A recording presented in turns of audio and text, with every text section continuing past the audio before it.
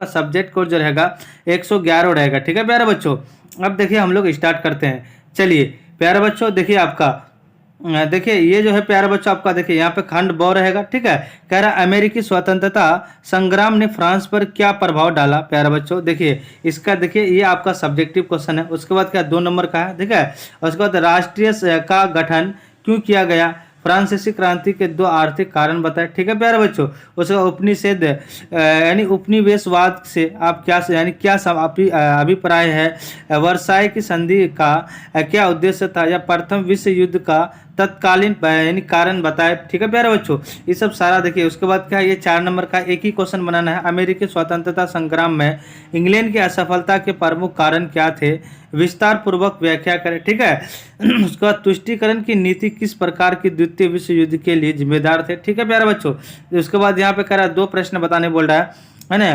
परमादेश से क्या क्या अभिप्राय है। ठीक है, उसका लोकतांत्रिक शासन व्यवस्था में संविधान की क्या आवश्यकता होती है। ठीक है प्यारे बच्चों, उसके बाद दे देना राज्य के नीति निर्देशक तत्वों से आप क्या समझते हैं। ठीक है, उसको आचार संहिता यानी संहिता से आप क्या समझते हैं। ठीक है प्यारे बच्चों, ये सारा आपका सब्जेक्टिव क्वेश्चन है। ठीक है, उसके बाद क्या राष्ट्रपति के चुनाव की प्रक्रिया का विस्तार पूर्वक क्या कहता है वर्णन करें।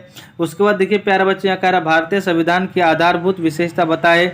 उसके बाद देखिए इसमें कह रहा है 2 प्रश्न बताने मतलब 2 प्रश्न का जवाब देने बोल रहा है। ठीक है, उसके बाद यहाँ पर भी क्या कहता है 1 प्रश्न का जवाब देना है 4 नंबर का, है ना। उसके बाद क्या करा प्यारे बच्चे, यहाँ पे 3 प्रश्न का उत्तर देना है। ठीक है, हिमालय और यानी प्रायद्वीपीय पर्वतों के 2 प्रमुख अंतर लिखिए। उसके बाद देखिए यहाँ पे कह रहा है क्या किन्हीं यानी 27 से 28 तक एक ही प्रश्न का जो है जवाब देने बोल रहा है प्यारा बच्चों, है ना। किन्हीं यकीन है मतलब 1 प्रश्न का 4 नंबर है। ठीक है, उसके बाद ये आपका क्या है 2 नंबर का है, 2 प्रश्न पूछेगा। ठीक है, इसमें से 2 जवाब दे देना। उसके बाद आप देखिए खंड ब में क्या कह रहा है प्यारा बच्चों, आप आंसर देना। कह रहा अमेरिकी स्वतंत्रता संग्राम से ने फ्रांस पर क्या प्रभाव डाला। प्यारा बच्चों आंसर लिखना है, अमेरिकी स्वतंत्रता संग्राम ने फ्रांस पर भी प्रभाव डाला है। इस संग्राम में यानी लफायते के नेतृत्व में फ्रांसीसी सैनिकों ने भी भाग लिया था।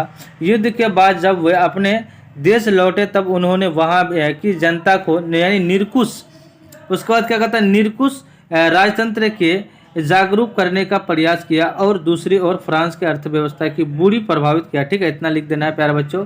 उसके बाद देखिए 2 का लिखना है, राष्ट्रीय संघ का गठन क्यों किया गया।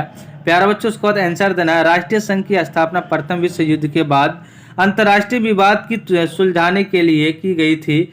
ये एक अंतर्राष्ट्रीय संगठन था, इसका मुख्यालय यानी जेनेवा यानी स्विट्जरलैंड में हुआ था। ठीक है, इतना लिख दीजिएगा प्यारा बच्चों।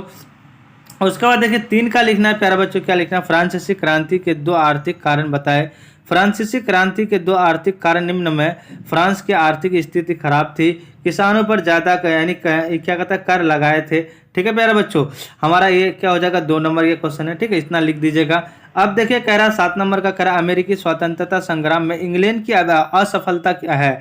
तो क्या लिखना है कि प्रमुख कारण का क्या यानी क्या थे पूर्वक व्याख्या करें। तो आंसर देना अमेरिकी स्वतंत्रता संग्राम में, उसके बाद इंग्लैंड की हार के कारण थे। ठीक है, युद्ध स्थल के इंग्लैंड का से बहुत दूर होना यानी उपनिवेशों की शक्ति का इंग्लैंड द्वारा गलत अनुमान। ठीक है प्यारे, जॉर्ज तृतीय का यानी आलोक प्रिय शासन यानी विदेशी सहायता। ठीक है प्यारे बच्चों, अब देखिए कह रहा उपनिषदों में राजनीति स्वतंत्रता का अभाव यानी 70 वर्षीय युद्ध का प्रभाव, एस्टन की चाय पर यानी पार्टी। ठीक है, सब लिख दीजिएगा प्यारे बच्चों, आपको 2 नंबर मिल जाएगा।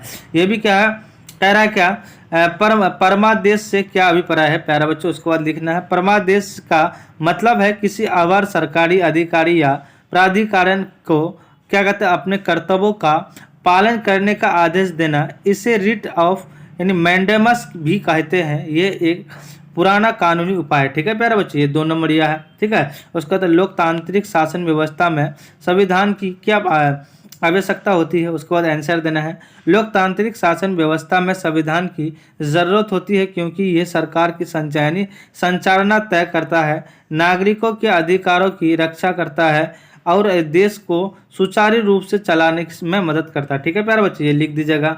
14 का ये पूरे लिख दीजिएगा। ठीक है, भारतीय संविधान की आधारभूत विशेषता बताइए। ठीक है, ये पूरे लिख दीजिएगा। ठीक है प्यारे बच्चों, अब देखिए ये देखिए 4 नंबर का है 14 का। उसके बाद देखिए ये लिख दीजिएगा, परछन्ना छिपी यानी बेरोजगारी से आप क्या अभिप्राय है? तो देखिए परछन्ना बेरोजगारी वह बेरोजगारी है ना, जो यानी समग्र क्या कहता है, समग्र आर्थिक उत्पादन को प्रभावित नहीं करती। ये तब होता है जब उत्पादकता कम होती है और बहुत कम नौकरियों के लिए बहुत अधिक श्रमिक नियुक्त किए जाते हैं। इसका तात्पर्य जनसंख्या के किसी भी ऐसे भाग से हो सकता है जो पूर्ण क्षमता पर यानी कार्यरत नहीं हो। ठीक है, इतना लिख दीजिएगा प्यारे बच्चों। आपको जो है 2 नंबर मिल जाएगा। 16 का ये लिख दीजिएगा। ठीक है, उसके बाद 20 का प्यारे बच्चों आपका ये पूरे लिख दीजिएगा। ठीक है, अब देखिए प्यारे बच्चों ये पूरे है, ये जो है आपका कितना 5 नंबर का है।